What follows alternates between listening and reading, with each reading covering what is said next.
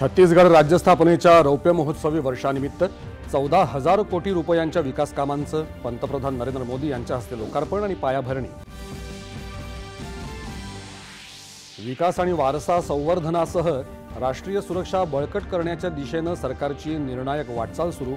छत्तीसगड विधानसभेच्या नव्या इमारतीच्या लोकार्पण प्रसंगी पंतप्रधानांचं प्रतिपादन।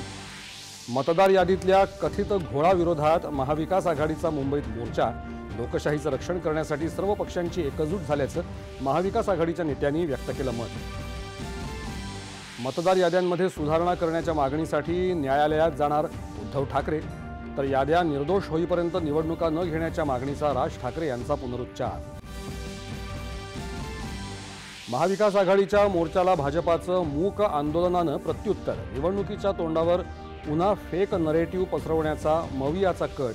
भाजपा प्रदेशाध्यक्ष रवींद्र चव्हाण यांचा आरोप। मतदार यादीतल्या घोळाबद्दल आयोगाकडे तक्रार न करता मोर्चातून जनतेची दिशाभूल करण्याचा मवियाचा प्रयत्न। पराभवाची कारणं तयार ठेवण्यासाठीच मोर्चा काढल्याचा बावनकुळे यांचा आरोप। आणि स्वस्थ नारी सशक्त परिवार अभियानांतर्गत भारताची 3 विश्वविक्रमांची नोंद। एकाच महिन्यात आरोग्य सेवा कार्यक्रमासाठी 3,21,00,000 महिलांचा पुढाकार। नमस्कार।